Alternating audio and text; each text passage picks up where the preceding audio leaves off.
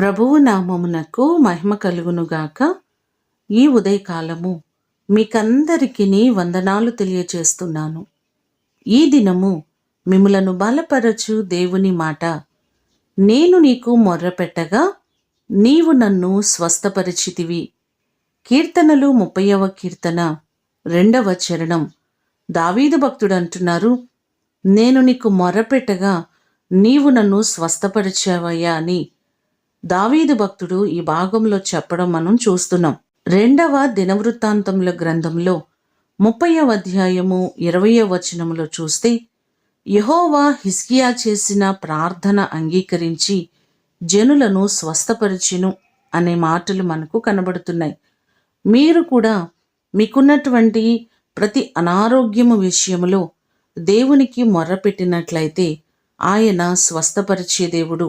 మత్తయి సువార్త 4వ అధ్యాయము 24వ వచనంలో కూడా చూస్తే, అనేక మంది రోగముల చేత పీడింపబడిన వారందరినీ ఆయన యొద్దకు తీసుకొని రాగా దేవుడు స్వస్థపరిచినట్లుగా మనం చూస్తున్నాం. మీ జీవితాల్లో కూడా మీకున్న ప్రతి బలహీనతలు, అనారోగ్య పరిస్థితులన్నిటి నుంచి ఆయన మిమ్మలను స్వస్థపరచగలిగిన దేవుడు.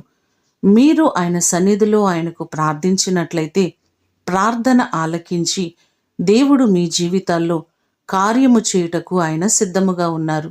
మీ బలహీనతలన్నిటి నుంచి దేవుడు మిమ్మలను విడిపించి ఆయన స్వస్థపరచునుగాక. ప్రార్థన చేసుకుందాం.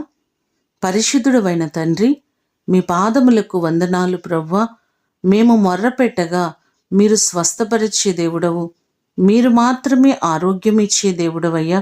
మా ప్రియులెల్లరినీ జ్ఞాపకం చేసుకుని వారు ఏ బలహీనతల చేత బాధపడుతున్నారో ప్రతి వారిని మీరు బలపరిచి సంపూర్ణ ఆరోగ్యములను, క్షేమమును, స్వస్థతను ప్రతి వారికి అనుగ్రహించండి. ఈ దినము కొరకు వందనాలు, కృతజ్ఞతలు మీకు తెలియచేస్తూ యేసు నామమున అడిగి వేడుకొని పొందియున్నాము తండ్రి, ఆమేన్. దేవుడు మిమ్ములను దీవించునుగాక.